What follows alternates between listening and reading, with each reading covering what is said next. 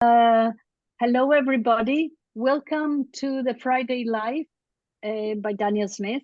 We have a very dear guest here, Donna Acheson.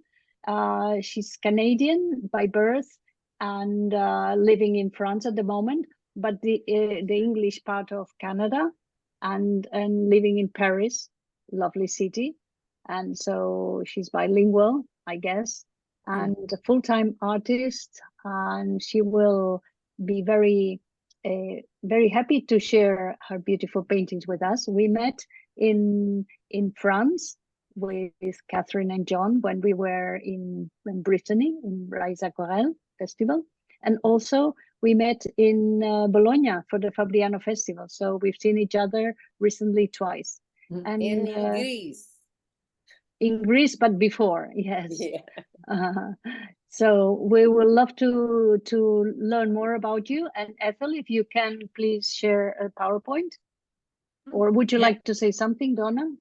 I'm very happy to be here. Thank you for inviting me to be part of this event and to show you a little bit about my paintings and my way of creating.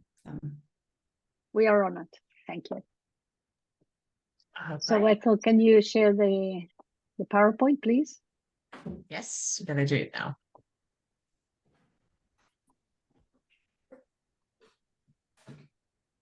All right. So we love our friends here in Zoom, Donna, as well as friends on Facebook, to follow you on Instagram. This is Donna's handle. It's Acheson Juillet Art. And of course, she is also on Facebook. The next slide is Donna's beautiful website. Just look for donna-achesonjuliet.com. And I understand that Donna has upcoming workshops, a number of them. This is the calendar for the rest of the year. You may find more information from her website and, of course, during today's live session. The next couple of slides, Donna, are the sample artworks, and we'd love to hear a line or two for each of the artworks here. We begin with this piece. Okay. So this is a piece that actually was inspired by the color choices that I had made. It was a demonstration for a workshop that I was giving, and the objective was to work with a very limited palette. I will explain that a little bit later as we go on into my live demo. And I started off with a variation of the complementary colors, and it was like a cerulean and burnt sienna. And I just let the water and the pigment do its magic. Later on, I decided to add some more opaque colors, and then I topped it all off with a little bit of lunar black. Yeah. So you'll see that a lot of my paintings are inspired by nature. That is my subject of preference, and it's all based on my memories and experiences walking in the woods, etc. Lovely. This one was a painting that had two lives. I love doing that as well. So this particular painting started off as something with a lot of hard-edged whites. And I found it a rather, maybe a little bit deja vu. So I wanted to take it somewhere else. And I started layering it with opaque colors and granulating colors, and I just really enjoyed the texture that was coming out there and the depth that it gave me. It almost looks like I've touched it up with some digital, but no, the painting is actually like that. So I was really having fun with the pigment there.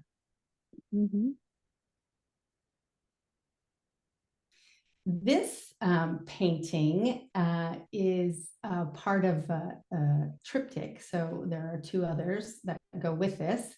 It was a painting, or a series of paintings that I painted for an exhibition. And the theme of the exhibition was being inspired by Canadian Québécois expressions. The reason this came about was that I was in Quebec City for an exhibition, and I was hosted by a lovely Québécois family, and they kept bringing out Quebec expressions that I didn't understand because I learned my French here in France. And so the host bought me a book about Quebec expressions, and I thought, oh, this would be fun if I use these expressions to have as a source of inspiration for my paintings. And then what I ended up doing was making a list of the titles of each painting, the title being the Québécois expression. And I painted what it meant for the French. And so then the French, when they went to my exhibition, they had to find the title of each painting according to what I had painted. So that's nice. So the title of this particular painting is Poudrerie, which is kind of like powder, or if I looked it up to see what the translation was, and it was like a hostile, a difficult environment. But for me, it evoked a snowstorm, and so that's what I painted. I painted a winter scene, a winter snowstorm in Canada. Mm-hmm. It's a beautiful painting. Oh, thank you. This painting I did recently for an art store in Paris near Montparnasse. And I was seated outside on the sidewalk of this store, and I was showing off the beautiful Daniel Smith pigments. So I decided, as I usually do, I worked with a very limited color palette, and I decided to work with the triade, so the variation of the three primaries, and then I threw in a little bit of King's Royal Blue for the sky up. So I started with blue phthalo and nickel azo yellow and alizarin crimson, which is just a beautiful, powerful color. And mixing them all together, I got some beautiful greens. Yeah. So I threw the paint and the water on the paper, and out came this scene, which for me evokes some places that I absolutely really love in Canada: cottage country by a lake.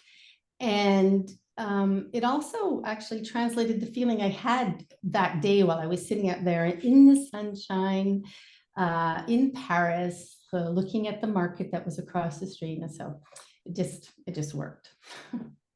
This very powerful color, very beautiful. Thanks. This painting was recently exhibited in Chile and got an honorable mention award. I like it for its sort of mysterious underlying light.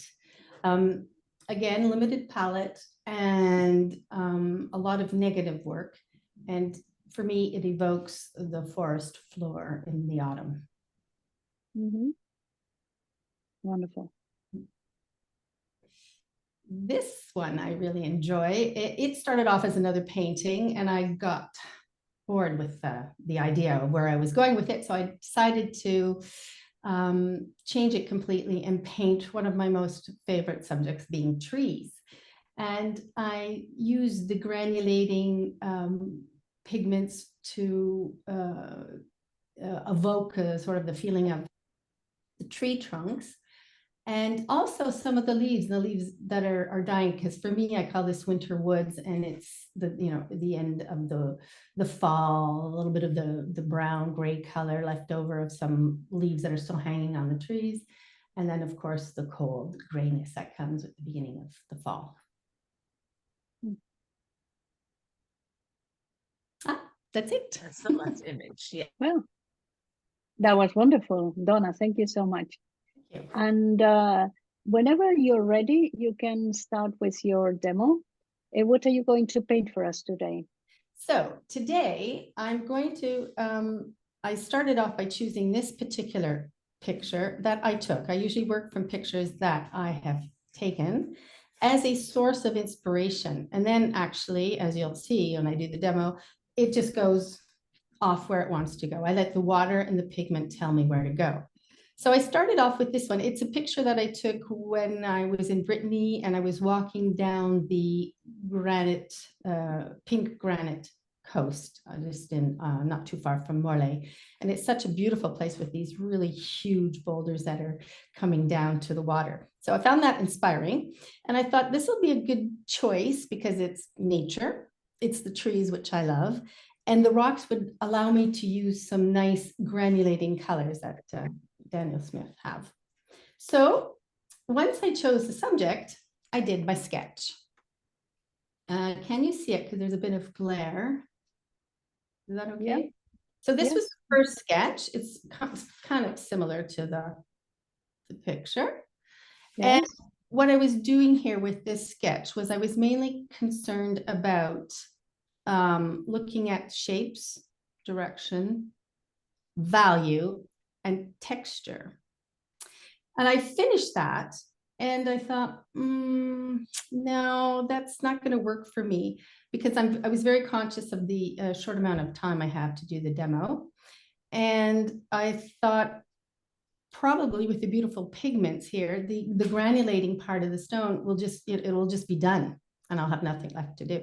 So I decided to do a different sketch, this one here, and I changed the position. So it's no longer portrait, it's landscape. This allows me to bring in some of the texture here and we can play with it according to what happens when I put the water and the pigment on the paper. This sketch here is small on purpose so that I don't get lost in detail. As I said, I'm looking for direction, shape, forms, values. And in this particular case, the placement of my whites. This whole part of this sketching helps me plan how I'm going to approach the painting. Because if you've been painting as long as I have, which is like 40 years, you know that there are different ways that you can start a painting. You can either wet the whole paper, which I would do if I was looking for a soft edged whites, or I can partially wet the paper and this will give me hard edged whites. And these hard edged whites will become an important part of my composition. So all those decisions are made at this stage here. Once that's done, I then go into making the choice of my painting colors. So again, working with a limited palette, I chose to go with one of my favorite combinations, and that's orange and blue. So I've chosen today for us Quina Kidron Burnt Orange, which is granulating but transparent. I then chose Cobalt Blue, which is granulating and semi-transparent. And I love the mixture. I thought, okay, I can get some good warm browns, which is going to be great for the tree and the bark and some of the great texture here and granulation for the stones and the herbs. But then I thought, I might want to be able to get even a little bit darker than that. So I decided to choose Moon Glow, which is also granulating and transparent. So even though I'm working with complementary colors and I'm going to be working in wet and wet,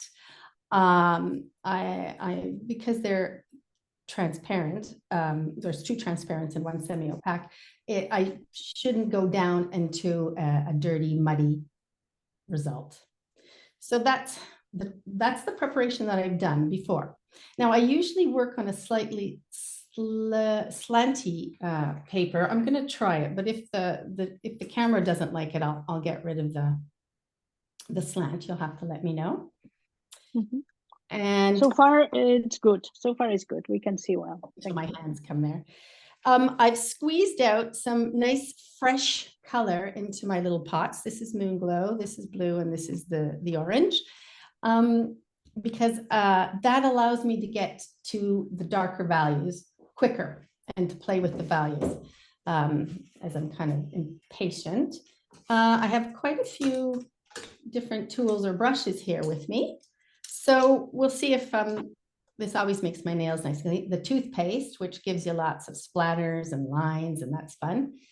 The dropper, the pipette in French, so the little dropper. I think you can get these in art stores in North America. I'm using the flat brush here, which is synthetic. So I love to use this to pull color out and let it bleed and not bring in too much water. Then I have two Raphael brushes. These are imitation Kolinsky. So they're synthetic, but they are really wonderful brushes because they're pretty firm. They've got a nice point and they can suck up a lot of water when necessary. Then I do have this one too, which is a lovely little Cosmo Stop spin from Da Vinci, and it's nice and fluid and it'll be great for the little branches and grasses that I'm going to paint. And then I have a Skoda. Now, the reason why I have so many brushes is because when I find the color or the mixture that I want, and I've placed it on the paper already, I know that I'm going to want to find it somewhere else. So I keep the brush loaded with that color and I take up a new brush and do another mixture, maybe a more diluted one or colder or warmer. So on the paper I'm working on, I can change the paper brand, but it always has to be 100% cotton. The reason for that is that I do a lot of wet on wet work first, but then I dry it. So I'm going to have to use the hair blower. And then so that the first layer stays nice and attached to the paper. For the subsequent layers, I use the cotton. If I were to do just wet and wet work, then cellulose would be the way I would go. So that's it. I'm going to start. I'm mostly going to be looking at my sketch if I'm needing some inspiration, but I usually work with what's going to be happening on the page. And we're going to be discovering what's going to be coming out and happening at the same time, me and you, because as I say, I work kind of intuitively and I like to see what's going to happen. So I'm throwing the water on here right now because I want to have some trees which are going to come up here, but I want it to be a bit spontaneous. I don't want to have too many really rough, hard edges. And let's see. I'm not sure if you can see. I might just get a bit of dirty water here, and in that way you can see what I'm doing. Normally I work with nice clean water, 2 bottles of water, let's say, or 2 jars of water, so that I can rinse one. I'll just do this here so you can see how I'm wetting the paper a bit. This is to get a bit more of a spontaneous type of tree trunk that's going to come out, because I find that if I use a brush, it's a little bit stiff or a little bit the same sort of texture. With movement, whatever. Oops. So I'm just going to take a little bit more dirty water here and show you how I'm wetting this. There we go. Well, you can see a little bit of what's happening, and I'm going to come in here and fix this a tad here, join it because I don't want too much holes in the middle. I'm going to have another tree here. Oh, a couple of trees here. All right. And I think I'll make this one a little bit bigger. So there we go. All right. I think I'll move the excess water over here and flick it up here a little bit. Okay, so we can start painting. Now, let's see, which brush shall I use? So I'm going to start. I'm hoping that you can see me mixing as well, because I find that's very important. So I've just taken a lot of blue. I'm going to dip in, take some more water, clean my brush, and pick up a little bit of the Kina orange. Mix it around. Oh, there's a nice brown. So let me think. Okay, I want that for sure, but I'm going to take a little bit of the pure orange right now, and I'm going to make it pretty liquidy and then put it up into what I think are going to be the trees. And here we go.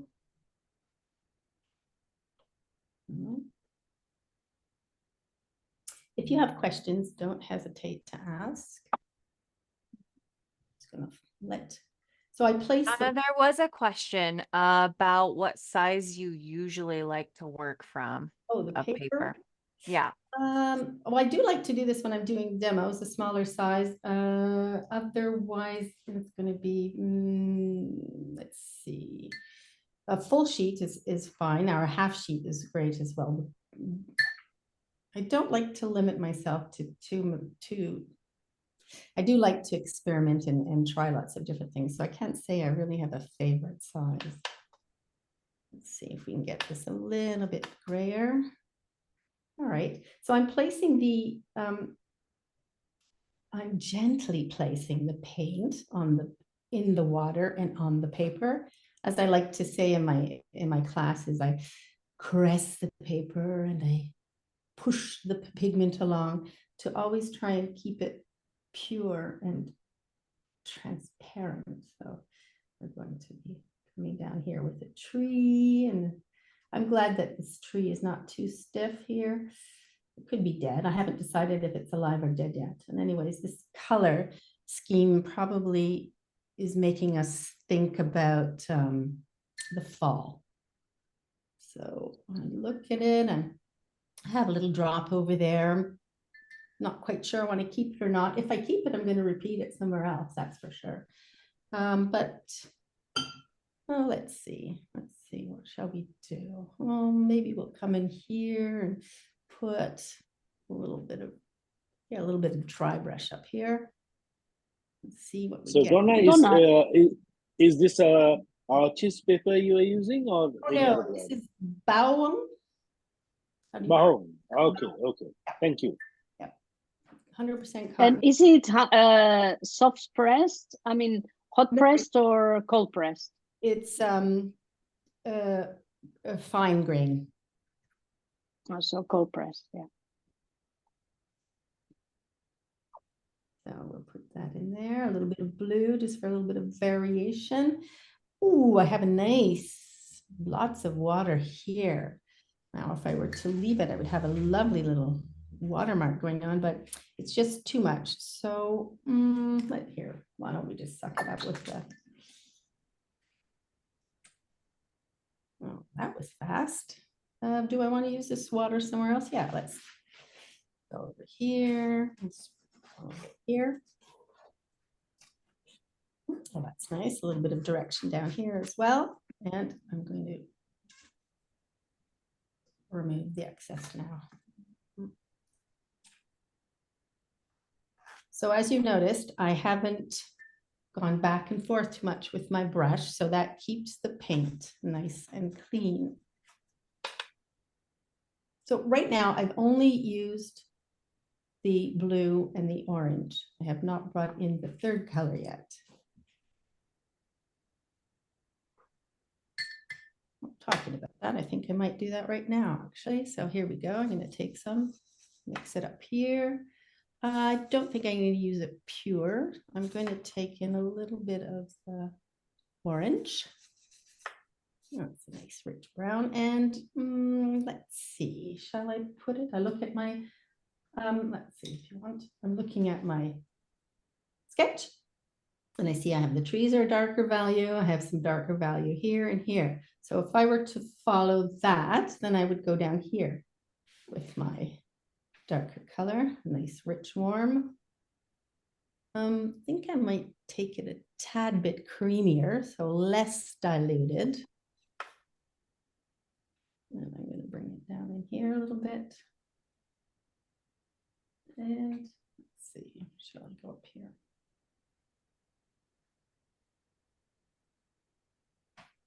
Now, while I have that paint, I'm going to bring it over here a little bit into the tree. Here as well.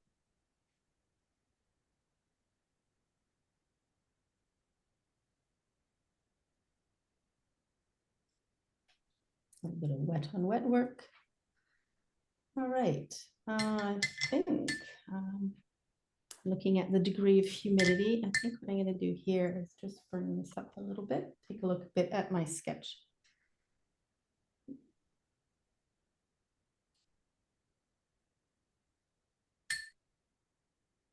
playing with values here now. I'm just bringing in water and pulling the color out. A little bit of sparkling lights. I can always get rid of them later, so I'll just leave them for now. It's important to know that when you're at this stage, you're not trying to do the finished painting yet. So there's going to be another layer coming on. And I think here it's not too wet. It's not as wet as down here. But I would like to drop in just a little bit of clear water here to have a little bit of fun work going on down here. Use the granulating effect. Pigment.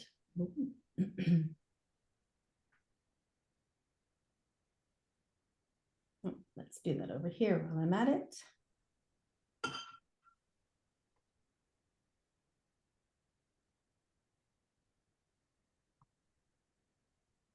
This is when it's beneficial to have your painting slightly tilted, because then the water that I'm placing in here onto the pigment is going down into the thicker paint.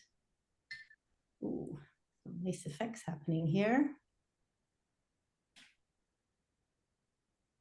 Let's see, I think I'll pull this out here a tad. Oh, let's go all the way to the edge of the paper.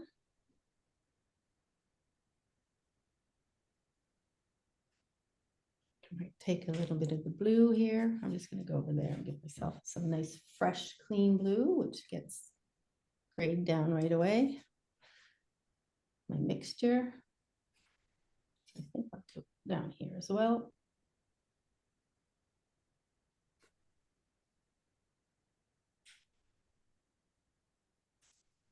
Soft edge. All right, I'm gonna move this down like that. Remove the paint there. So let's see what's happening.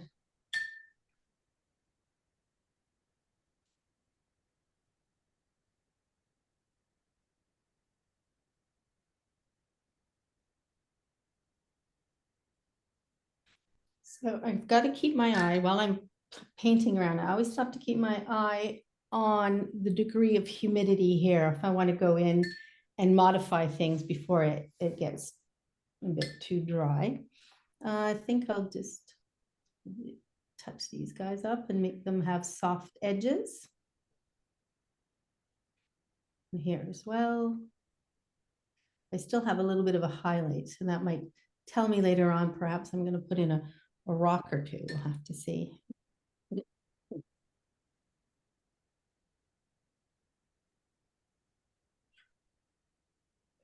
I love how you paint everywhere in the painting, Donna, and adjust all the time.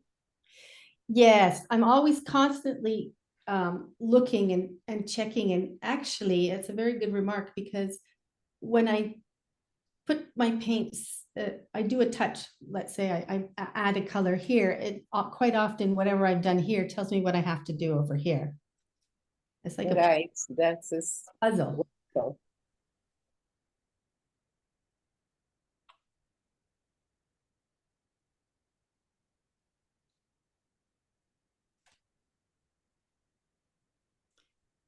And so I want to work on the trees a bit, but I also want to go down in here and get some lines coming out, because it's not shiny anymore, it's matte.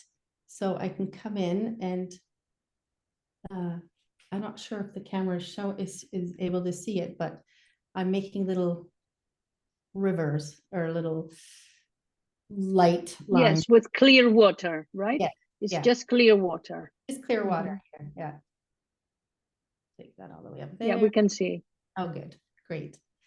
These little lines look like nothing, but actually they can inspire me later. This what happens is, if it's just a beautiful wash of color, I'm just gobsmacked, let's say, in the front of the beauty of the mixtures of the colors. And so the fact that I take risks and I can make mistakes like that little thing right there, I'm liberated to paint freer, because the errors are going to help me get unblocked in front of the beauty of the colors that are mixing on the palette, if you understand what I mean.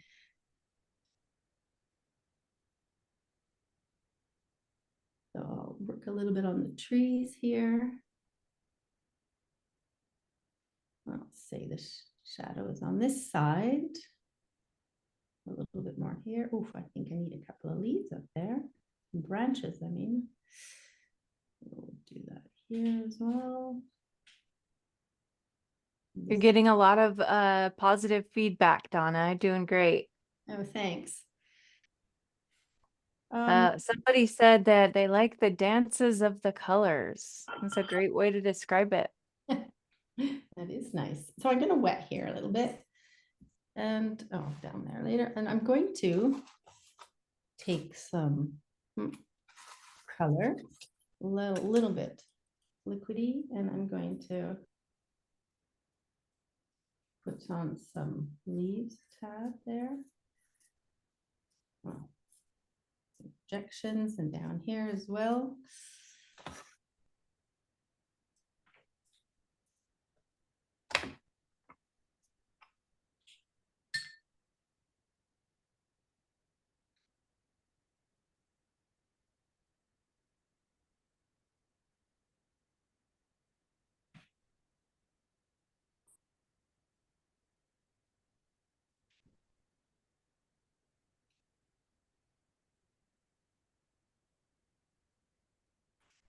Yeah, just spray there a tad.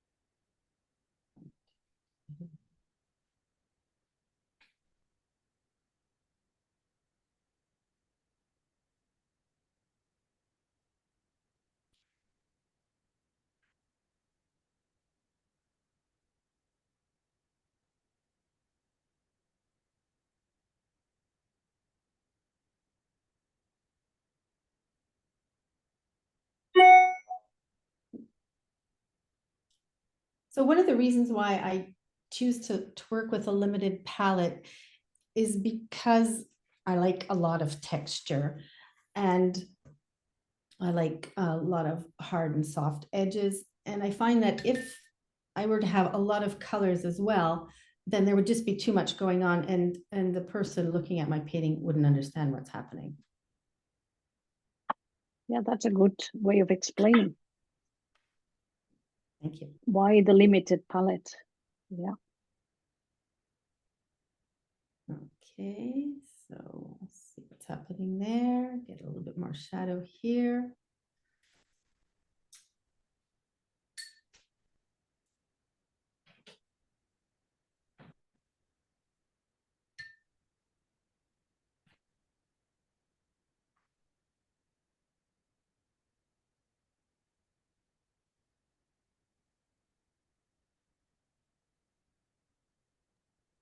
Donna, the palette next to, so off to the right with the big openings, is that like a muffin tin?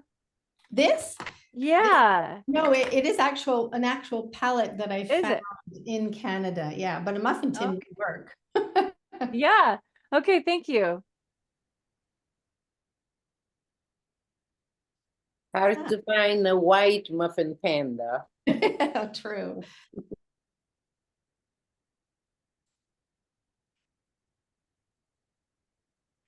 All right, so just clear up a little bit here for this edge of the tree. Put in a little bit of blue here because I see some blue and that's looking quite inspiring. Get some over here as well and down here.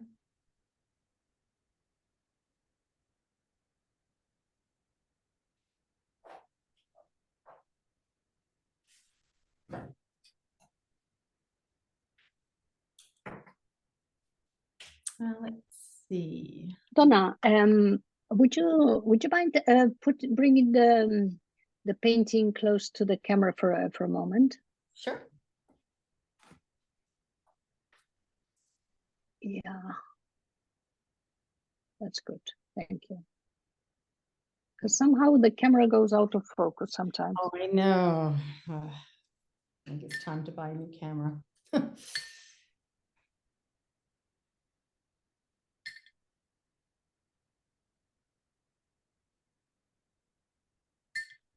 Yeah, we have another lovely comment by Sandra. She Mhm. says, amazing how she pulled those trees out of splashes of water. Yeah, that's a magic. Some more leaves here.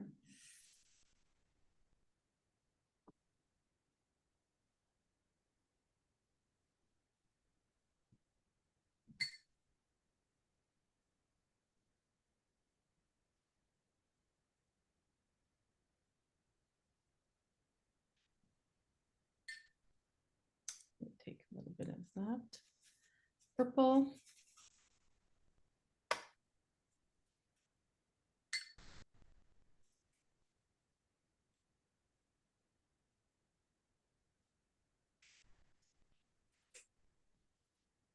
And Connie mentions in Facebook, the limited palette gives the rest time for the eyes. Yes. Yeah. So now your paint underneath is quite dry, so you're able to No, I'm still doing layer over it. No, that's a good point. Thank you. But no, it's still wet. It's still wet, and we can see because the layers are fuzzy. But I am placing some color in. For example, this is bumpy, and I probably shouldn't really touch here. But on the other hand, there's very little pigment, so I can come here and then go back down here. We can see it's still wet. I have it's so humid and rainy here that it takes a long time to dry. Yeah. But I am going to dry soon, you're right. I'm just looking at the movement of my shadows and color distribution. I like this line that's going here and it continues here. So I could come on here, and there's no paint here and there's no water, so I can still paint. And I'm going to do a bit of dry brush to evoke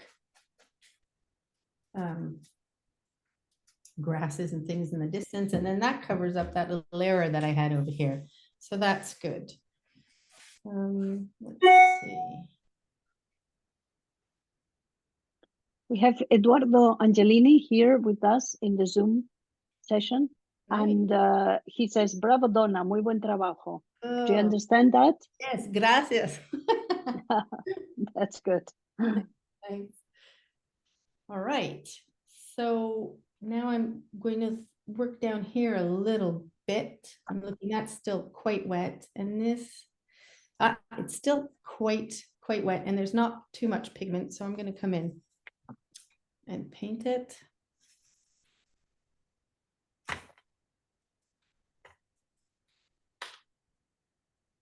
Connie's asking, do you always use a limited palette or sometimes go crazy with more colors? Oh, I go crazy up to 5 colors.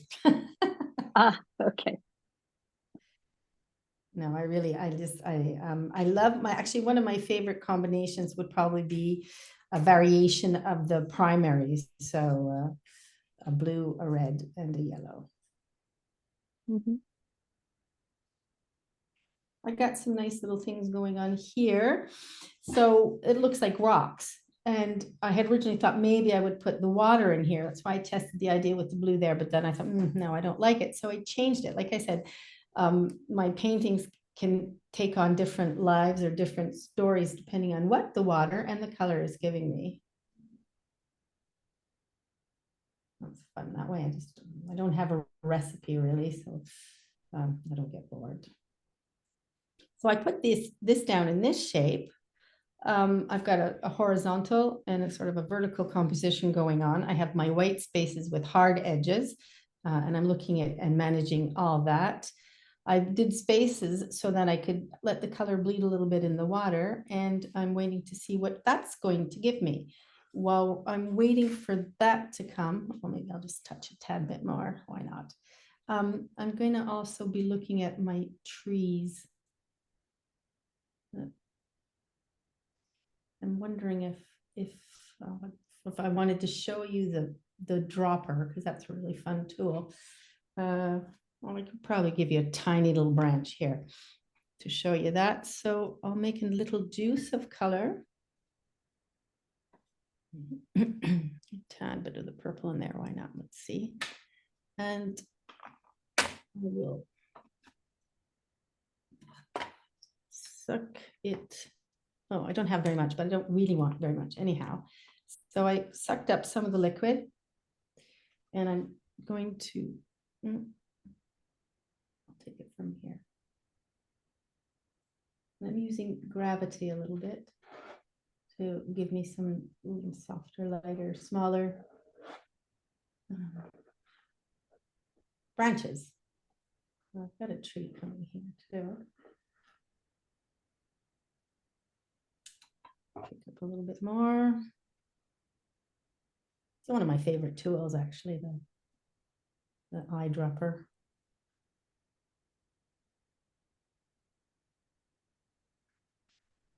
I think I need a little bit more here.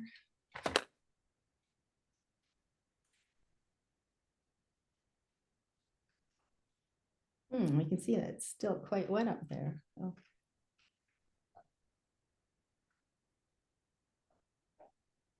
Okay, now that's not so nice. What am I going to do about that?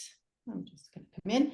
Like I say, my students, don't panic. Everything can get, you actually can fix up watercolor quite a lot. So just either you wait until it's completely dry, or you fix it if it's still pretty wet, then you can do that. Now let's see what's happening here. A little bit of dry brush. Okay, I think I'm going to put in some. Okay, I might have to dry here. Okay, so a little quick session with the blow dryer.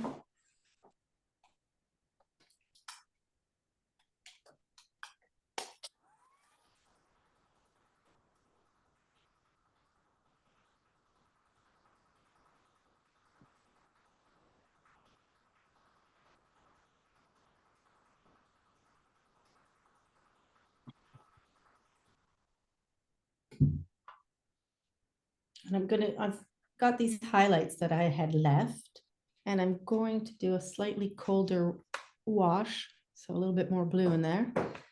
And I'm going to come back and make these rocks come out in negative. That's such an interesting technique, the negative. And many people were commenting before that they love it, but it's they are challenging. It's challenging to do negative, work in negative. Well, so it's lovely to see you do that. Thanks. Yeah. I think that the main thing about negative is that you have to think about all sides at one time. So I've got a little round tree there, and sorry, rock there. I've got another pointy one here. I'm going to come down here. And there's another one here, a third one, let's say, up until the tree. So I've only had to do the tops of the rocks there. So that was relatively easy. Put a little bit of green in here. No, sorry, blue down into here, just for variation of color. Shall I do a little streak or two into my rocks? Now I'm going to have to figure out what they're being seated on. So now I've got a darker value, a lighter value. So it's going to be a bit of a darker value coming in. I think I will vary it though, and I will put a little bit more blue in it. And actually, I think I'll put some of that moon glow in there. That would be nice. Well, you have 15 minutes left, Donna. 15. Okay, thanks.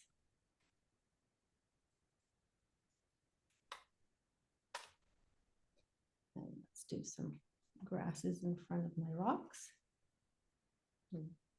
Dry brush here as well. Take me over here. Down here. I like that little the water that I put into the moon glow here gave me a nice granular effect. So that was lovely. Oh, this is great. I've got some grasses in front of my rocks now. That's good. And tiny bit of blue for variation. I'm going to put some of that right beside this tree here. So this edge of the tree is going to come out. And oh, some more grasses over here. So let me see what's working here. I've got that coming here. I think I will repeat this sort of texture here.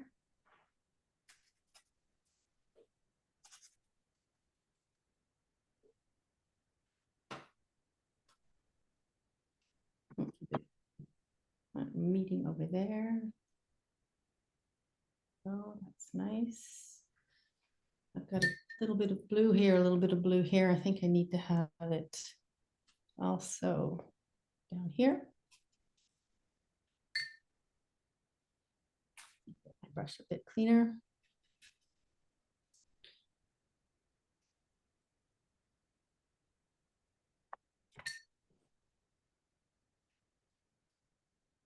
So I'm going back to the idea of water.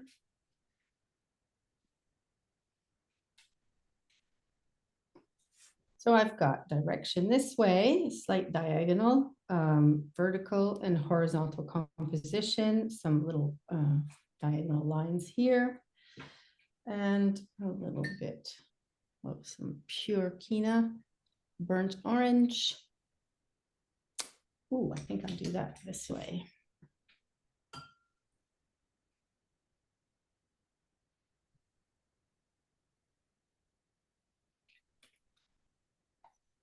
Take.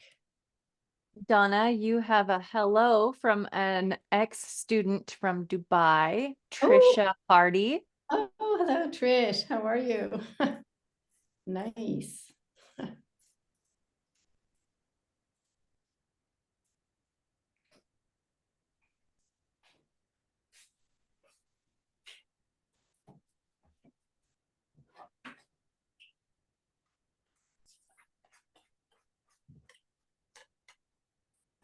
And here comes the texture.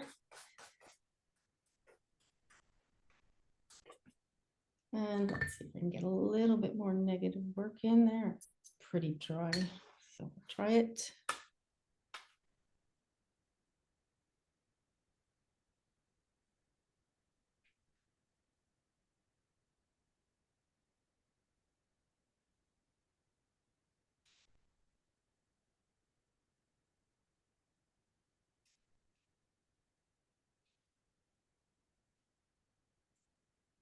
Donna, you're kind of popular. You also have a greeting from Elizabeth from Chile. Oh, hello, Elizabeth. Yes, that's was on my online classes for a while. That's nice. Yeah, there's quite a few people on today. We've got 167 here in Zoom, which is pretty high. Oh, nice. And then Yeah. about 43 over on Facebook. Oh, excellent. Some fellow Frenchies, I hope. All right. So let's see what's happening here. What kind of story am I telling? So I have my trees in the background. I have my rocks in front, some grasses. I have this zone here that I'm trying not to overload with texture because I've got texture going everywhere else. I do have some breathing space here in the whites. And let's do a little bit more of the blue here just to see what that does. If I don't like it, I'll modify it. As long as I make my decisions fast enough, I can modify them. The power of compliments. Oh, la la, love them. All right, so let's see. Yeah, we do have a little bit of a lakeside going on here. I think I'm going to break this hard line though.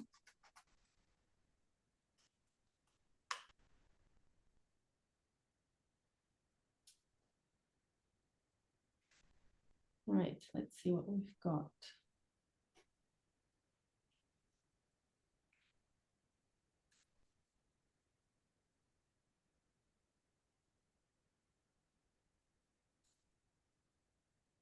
more contrast. That's what I'm looking for there.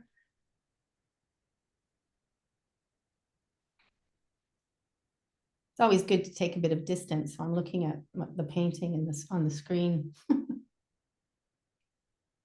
Yeah, that helps very often. Yeah, or in the mirror, or a phone, or a photo. Get rid of that. And put a little bit more water in here.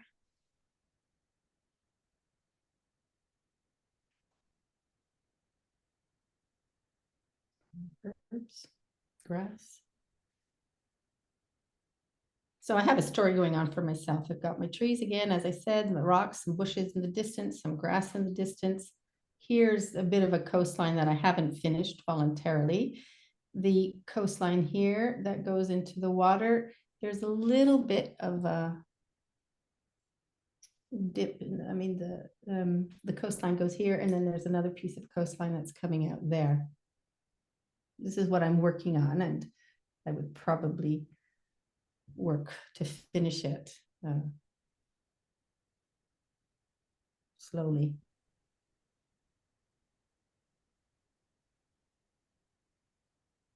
And then there's one point that I start seeing things. For example, I could turn this into a bunch of flowers that are attached to these stems here, if I wanted to, if I thought it wasn't going to overwork everything.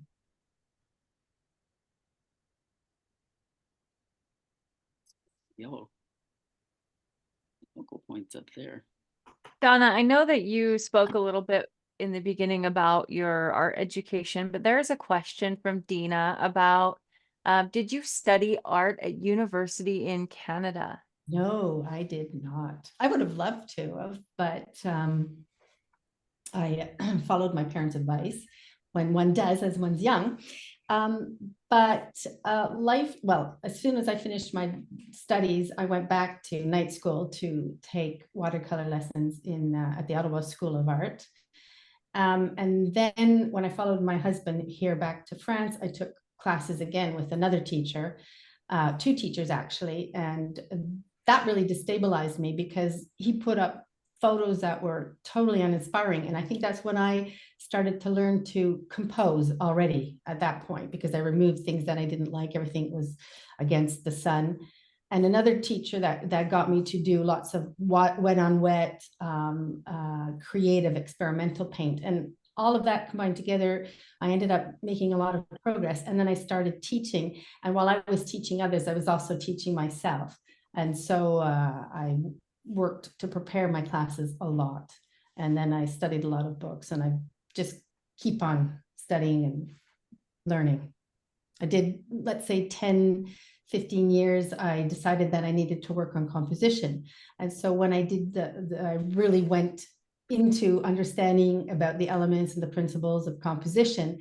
That opened up the way I can paint now, where I use my intuition and I can adapt to what's happening on the paper. And I'm just a lot freer and less tense. So. Donna, there are 5 minutes left. Do you need a long time to finish this painting? I think I'll probably just leave it there because I mean, I could go on forever. No, I could go on for another. Well, you can always post if you want to continue it at home, and you can always post the finished painting. But it looks wonderful from here. It looks really wonderful. Oh, thank you. Thanks. If you would like to show the painting without the tape, that would be lovely. Oh, that's the reveal part. Yeah. Yeah. Could we also see the sketch next to it to see how you adapt? Oh yeah, good idea. Yeah.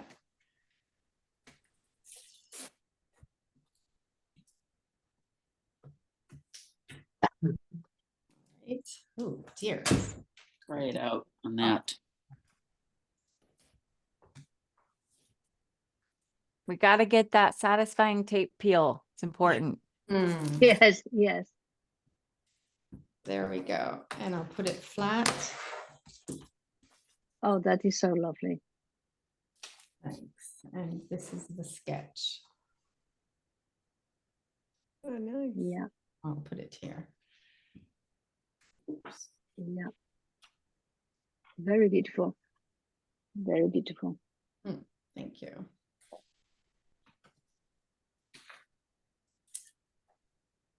So if you wanted to see, I'll just show you as well. I do some travel logs. And I just wanted to show you it because it's really quite different from the painting that I just showed you. So it's a lot more drawing and painting little Got 3. examples. A tree. Oh, this was in Morocco. So, and this is, so you can, I do a bit of the more traditional type of drawing for the workshop and that, but then we went on to doing something a little bit more painterly. So this was in it was the Blue Town, Chefchaouen in Morocco. So here was the door, and then it got to this and this sort of thing. So it went from something a little bit more figurative to a bit more abstract. That's beautiful. I've been influenced by the French in that because I live near the area where a lot of the Impressionists painted and lived, and so I am influenced by this painting the impression of what you do and not just copying what you see. Would it be the Cahiers de Voyage? Yes, it is. It's a Carnet de Voyage for Morocco. And yeah, Morocco. I went to the south of Morocco twice, Essaouira and Chefchaouen. So Chefchaouen, yeah. Donna, you did a spectacular job. Yeah, beautiful. Beautiful. Said you did a spectacular job, and I agree. Very inspiring, Donna. Wonderful process of spontaneity and a lot of work and design. I appreciate that very much, what you showed. Oh, thank you very much. Yeah, we love that. And thank you. We want to thank you so much for being with us today and inspiring us, sharing your whole process from the very beginning, choosing the photo and finishing with, and you can still continue this painting. So that is really very inspiring for us. So thank you so much for sharing your day with us. And I don't know if somebody else wants to take a comment. It would be lovely. And otherwise, see you next Thursday for another Thursday Live with John. Thank you. Siri, turn off all alarms. Thank you. Thank you, Great everyone. to see you, Donna. Wonderful See you soon weekend. again. Thank you. somewhere. Everybody. Thank you so Bye. much. Bye-bye.